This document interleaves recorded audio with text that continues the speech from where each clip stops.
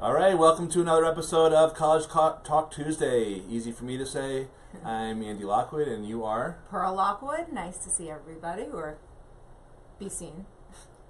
Who do you see? Hi, everybody. I really don't. I see you. Okay. That's good enough for me. Okay, well, it's nice to know that that we're here. Yes. It's nice. It's comforting for us. We're going to talk about college stuff, and this is kind of crunch time. April is crunch time for class of 2017 seniors, mainly because housing deposits have to be in on May 1st. So April, there's a lot of wheeling and dealing that happens with colleges, and we're going to talk a little bit about that process, when you should panic, when you shouldn't panic. I also want to talk to you a little bit about some news that I think is interesting, including a guarantee from certain colleges in terms of helping their graduates pay for student loans if they meet certain criteria. A little bit about Ivy League admissions and I guess it's a Supreme Court case that's pending. And we'll talk about, just any questions that you have, just pop them in comments. Most of the time people will watch us on replay, not live. But if you're live, say hi in the comment section. Let us know that you can hear us okay. And say hi. Let us know. Please share this also with anyone you think could use this information. All right, so let's do a little bit of the pertinent stuff. I thought this was very interesting. This was an article that came out Tuesday. I guess it was last Tuesday, a week ago. And there is a small, growing, hopefully, trend of colleges pledging to help students repay their loans if they don't make a certain amount of money. So instead of the government backing up, potentially bailing out students, some private liberal arts colleges are.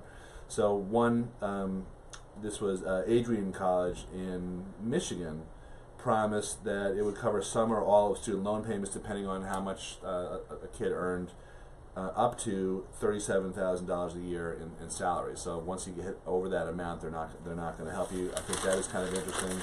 There's another example in this article. This was in the Wall Street Journal about how Davenport University, also in Michigan, has a program for accountants that pretty much allows them to, as long as they have minimum criteria, they graduate with a 3.0 and complete an internship and work with the Career Services Department, then they're eligible for assistance with student loans if they don't get a job. So I think that's great. Kudos to those schools, really. They're finally connecting.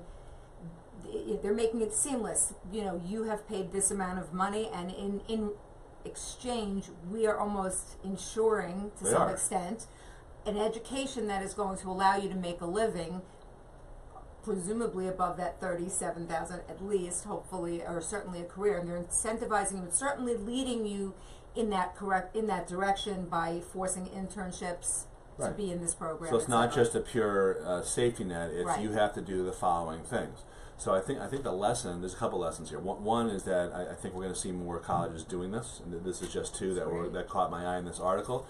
But I think the other lesson is that we as parents should pretty much lay out the same type of criteria for our kids. Listen, you're going to college, but here are our expectations. It's a GPA expectation, it's a career center, involvement expectation, it's an internship expectation. These are the things that you need to do in order to stay in good standing with us, parents.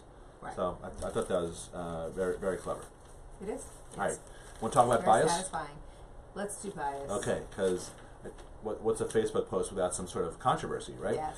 So there is, and again, I apologize. I guess this is a Supreme Court case, and it has to do with initially in 2006. So this guy's long out of college, but there was a guy named Jian Lee, Jian, who filed a complaint that he was denied admission to Princeton University, even though he had perfect SATs and he was clearly overqualified. So now what's going on is Princeton and a bunch of other, I believe, any other schools that were named, I'm not sure if there are any, they are claiming that their admissions notes are trade secrets. So they're refusing to divulge them. What's really funny about this is that this is one of those things where it's such a smoking gun. There is a set percentage of Asian American and other minorities that appear year after year, Harvard, for example, claims that it does not have quotas, but the percentage of Asian Americans happens to be near identical every year. So, so that I thought that was one thing that was very interesting. There was another article that I think I covered in one of our morning quick 5-minute videos, College Coffee Talk, about how University of Virginia, someone had gone in and in WikiLeaks style had hacked somehow, got into was actually not digital, so it stolen some files from the admissions office, including their notes, and gave them to the Washington Post, who reported on this.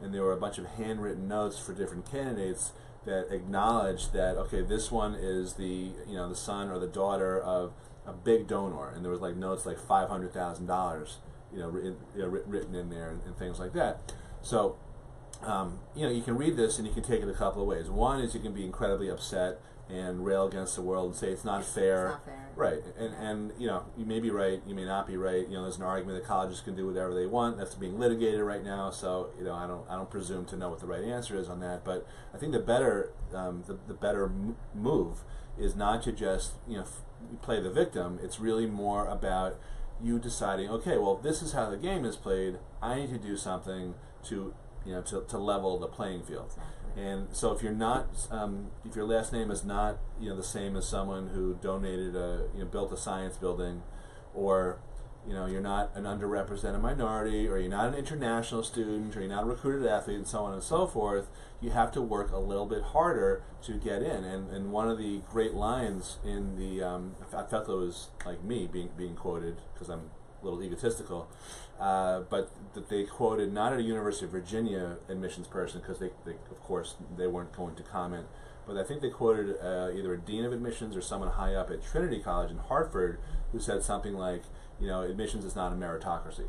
No. And my version of that is it's less meritocracy and more marketing to get into some of these top schools, because admissions, academics, your grades and your scores are very important, but the best guess, according to an insider that that we know, who is on the admissions committee of one of the top 3 Ivies in the country, he thinks that the grades and scores count roughly 60% of the equation. So what you have to acknowledge is that the 40% is where you might have an opportunity to improve your odds, and that means doing things to stand out. Again, we give all sorts of workshops and webinars on that. I've got 2 coming up this week. Tomorrow night is open to the public. That's in Half Hollow Hills, the public library out there at 7 o'clock, and you can register on our website. That's Dix Hills, Long Dix Island. Hills, right? collegeplanningGuru.com. Will you pop that in there? Sure. And then we also have, I'm speaking at the Bronx High School of Science on Thursday, which is not open to the public, or at least they didn't tell me it was. And I was actually thinking that maybe we should do something this Saturday morning. I don't know what your plans are for like a webinar. We'll talk about that offline. Yes. But it's the it's the ACT. So there's going to be parents who've dropped their kids off, and they have an opportunity to watch us. Instead of fretting for the 3 hours. Well, they can do that too. We'll distract them a little bit. Okay. Yeah. So I don't know. Take your mind off it. I don't know if that works for you, but maybe we can do something like early morning, like coffee with us. You don't have anything else to do in the morning, do you? Never. We'll discuss it off air. Okay. I think we're gonna do it. So she hates to commit. It's like whenever we're like deciding like what restaurant to go to or what to make for dinner or whatever, it's always like, well, we'll see. Which we watch on TV, we'll flip around, flip, and then she'll fall asleep. But we'll debate it for like 10 minutes. Okay. All right. Anyway, so let's talk a little bit about the crunch time, appeals and negotiations. So you're posting our website there? Yes. All right, good. College Planning Guru, .com. So, all right. So this is the crunch time, and we haven't yet heard from each and every last college, but this is when the deals are being made. This is when colleges are doing whatever they can to enroll kids, and some of this process, even to us, seems pretty arbitrary because. I was talking to a client today, and once I tell you who it was, the facts, right. You'll know exactly who it was. But his son got into Harvard, Yale, and Princeton, and University of Virginia, and a bunch of a bunch of other great schools. And interestingly, on one level, is that they can each look at the same financial information. And one college, one of the top 3 Ivies, Princeton, gave an incredibly nice award. And the top choice Ivy didn't even come close to that. And in theory, these colleges are both purely need-based. They don't give any merit. And are using the same financial data and information. Well, Princeton has its own form, but it's the same info. It's the same info. Yeah. It's the same questions as the CSS profile. Yeah. Really. So if they are pure, so that's one of these philosophical questions, which I think is pretty easy to resolve. If 2 colleges claim they're 100% need-based and they each look at the same information, how can one college give $40,000 and the other one give $10,000 to $15,000? It's or whatever it is. There's some arbitrary. Well, it's there's definitely some something along the lines of need is in the eye of the beholder. So anyway, whether you're talking about financial need or scholarships, merit-based scholarships, it always makes sense to try to improve your offer by negotiating. So we've had, the frustrating thing is I can write the same letter, and I'm writing like anywhere from 3 to 5 letters a day these days. I can write basically the same letter, same format, same arguments, to one college, and they can give 0, and I can do the same thing to another college, and they can give. We had some pretty good successes this week. We had one kid get an extra $5,000 a year from University of Pittsburgh, so that's a $20,000 swing basically for writing an email. Yep, 2 scenarios like that. Yeah, what was the other school? Marist, yeah, exactly, right. Oh yeah, that was a good one because that was like almost family. So that was great. Also another $5,000, and 2 totally different arguments. One was merit based, one was need based. But again, it made sense to, like we talk about each week, gather all of the offers together, and then don't jump the gun, but then go after these other colleges. On that point, I would say like the climate amongst our clients right now is the concern that they want to pounce and they're afraid the housing deposit's coming up, and if I don't now they'll give my spot away, or somebody actually was concerned about appealing an award. Would they take her admissions away? And you know what? She's not the whoever that was. That she's definitely not the only. Someone calling you, or yes. Do you want to get that? No. Okay. What if it's important? This is important. What if it's University? This is important. What if it's University of Virginia saying don't, or Harvard saying don't bash us? Do you want to take that now? No. Okay. Yeah, there's no right. There's sort of this mentality that, and it starts from even before you submit the applications. We have to do whatever we can to get in.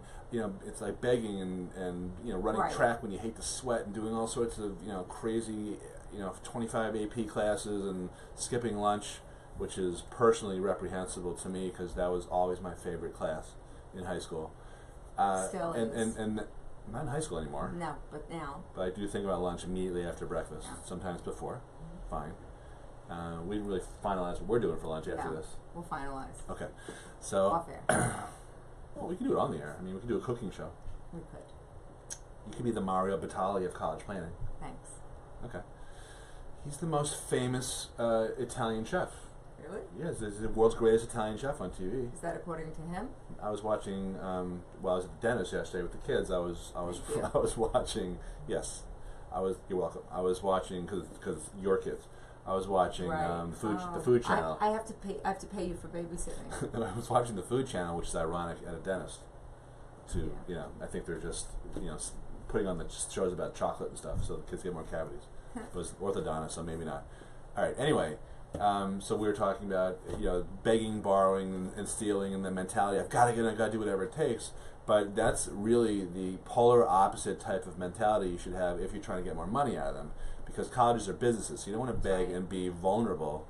You want to come from a position of strength. Exactly. And they're not going to run out of money, and they're not going to say, "Oh, you're asking us for money? No soup now for you. We don't like no college now for you." Now we're mad at you. Yeah. Right. Exactly. Yeah. And you got to ask. Exactly. The very worst case scenario is you're in no different position than you're in today.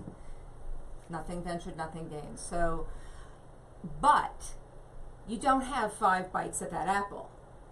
You have 1 bite at that apple, that appeals or negotiation apple, and you do not want to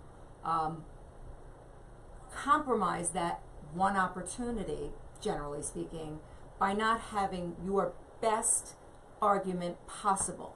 So included in that is, right, making sure you've heard from everywhere. Yeah, if you have other offers, Exactly. I always show them. You don't want to approach this like it's a mercenary transaction, even though in some respects it really is. But facts are facts, and there's nothing wrong with saying, look, you're the top choice college, but we are facing financial pressures, and we're considering these other colleges really only for financial reasons, not because in any way, shape, or form we want to go to this other school. So it's just a financial reality. So I've been writing a bunch of appeals that had that element, Right. That had that Depending other on your- offer, right. and you want to use an offer that the college is going to pay attention to. So we talked about Harvard and Princeton. Harvard and Joe Blow Community College would not really work, right? Right, that's true. Yeah. The other thing that people also get concerned, some of these appeals or negotiation decisions can be rendered, it could be rendered where there's no result, or you may not hear before May 1st what to do. Well, You know what? We've even had results after May 1st. that's right. Yeah. It happens a lot. So what does that mean, though, in terms of the housing deposit? So you have to weigh and measure if the housing deposit is anywhere between $150, $500, whatever it is, just to secure that spot. It is not giving up all of your bargaining power. You haven't given them your house and your firstborn in order to do this.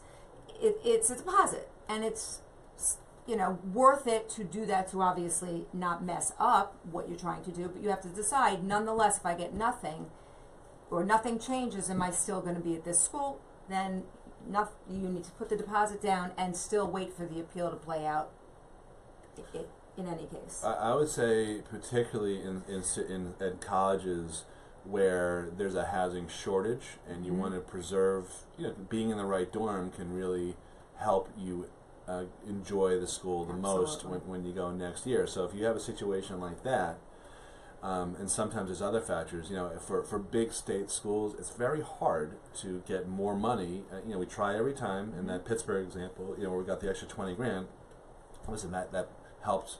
That's a sort of an anomaly, except that our client was a desirable student. But in situations like that, if there were in that example, actually, he wasn't dead sure about going there, but I don't think Pitt necessarily has housing issues, but a lot of big state schools do. And I'll say, listen, I want you, if you're committed to sending him no matter what, or her no matter what, and I'll say you're this just to a trying for parent. the best I would say deal. get the deposit in, because it's common enough for parents to walk, I'm not advocating this, but it's common enough practice for parents to walk away from housing deposits if the numbers don't work out. So it's not really a sign of weakness, like you're saying. It's not going to neuter your appeal. Is it ideal? No, it's not ideal, right? But in the scheme of things, again, if you're going to send your kid there no matter what, come hell or high water, you'll figure it out. I would do that. If you're not committed to doing that, then I would really rethink it. Then you're really going to have to just play it close, and as you get closer to that May 1st, you got to really reanalyze where you're at and look at reality in that moment, and make a decision. That's fair, yeah. Yeah. So I cover the nuts and bolts of negotiating, but in these workshops, like the ones that we have coming up, and our website is, if you're just joining us, you can see, you can click on our website and look at, I think it says speaking or events or something at the top, something along those lines. But really the best defense is a good offense, and that starts in junior year when you are looking at your college list. So juniors right now in April shouldn't have anywhere near a final college list. You can have a large list. You can have 20 or 30 colleges that are, under consideration, big, small, medium, because things are going to change. You change majors after. 80% of kids change majors after they get to college. You can certainly think about changing majors before you go to college. There's going to be many ups and downs. You're not going to necessarily get into your top choice schools, or you could. Anyway, over the summers when you hone in on when you narrow down your college list, and my guidelines are always, if you have 10 or 12 colleges on your list, 2 or 3 of them should be chosen either primarily or with the added benefit of being for strategic purposes, meaning schools that compete with each other. So I was talking to a client yesterday who actually referred by your cousin Adam and Susan. Yeah, so thanks, guys. Did you know that? I don't know if you knew No. that. Okay. So and her daughter got into competing schools, which at first blush you wouldn't think compete with each other, but they do because of the specific program that her daughter is pursuing. And these two colleges are not in the same athletic conference. They are not, in the same city. In fact, they are on opposite coasts, but they compete with each other. So it's kind of, sometimes it's easy to figure out which schools compete with each other because, again, we talked about Harvard and Yale and Princeton. Any schools that are in the same conference, like the ACC or the NESCAC or the Big East or whatever, or schools that are, Jesuit schools, part of the Holy 12, as I like to call them, Boston College and Villanova, Dayton, I don't think they're in the same athletic conference, I'm pretty sure. Heart. Yeah, exactly. I've written a lot of Sacred Heart appeals this last month. Yeah. So anyway, you can figure a lot of this stuff out on your own intuitively, but sometimes it's not so intuitive. But the bottom line is, if you think about this process strategically, it's not about, I don't want to go to school in Ohio. It's about, you're not necessarily going to go there. Right. It's really that we're going to hopefully get more money from school B so we can use it against school A and play them off against each other. Fair? Fair. Okay. That's the name of the game. Okay, well, I think we're done here, which means it's almost time for lunch. I'm ready for lunch. Okay. Whew. That's how we ensure a tight show, even though I don't think today was so tight. A little bit of sidetracking, but whatever. It's free. Yeah. Yeah, no one's paying subscription cable rates for us. Yeah. So, all right, so this is going to wrap up another episode of College Talk Tuesday. Pearl and Andy Lockwood. If you want any more, if you have any comments or any questions, pop them in the comments section here. We will get around to them. Please leave us a review. We've gotten a bunch of really nice reviews lately. Yeah, so thank you for doing that. Thank you for sharing. And if you want to catch us live, if you're local, check out our website. And if you're not local, check out our webinar schedule, which we will be announcing to everyone on our list and social media if you like this page. And we'll see about doing something this Saturday. I would like to. If you don't want to do it, I'll just do it myself. Well, speaking of cousins. Yes. I have a cousin's obligation. An early cousin's obligation? Early and late. Is it a religious obligation? It is. How early? Saturday morning early. Looks like I'll be flying solo Saturday morning. Did I get out of that obligation? Okay. Yeah, I'll be... Okay, well, we're going to have to resolve things. We have issues. You can't, pussyfoot around everything. Take a stand. Bye, folks. Oh. I guess you just took a stand. All right, we're signing off. I'll be on the air tomorrow with College Coffee Talk. Thanks for watching. That's at 8:30 every morning. And Pearl will be talking to me as soon as we get off the air. Bye. Bye.